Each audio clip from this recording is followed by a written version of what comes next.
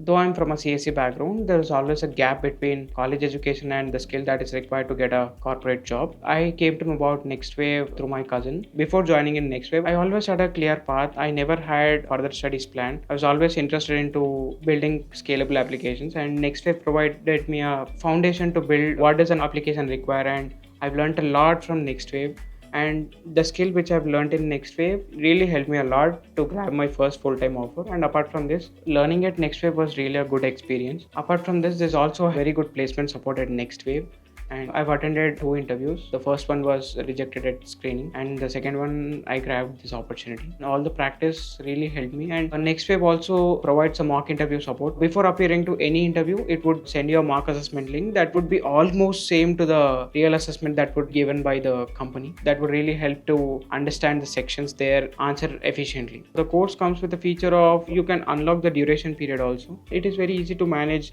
your academics along with NxtWave because it's only spending about an hour every day. So I would advise start early. That would be the best advice anyone can give, because you'll get a lots of time during your engineering. Once you complete your engineering, you will not get that much of time, trust me on that.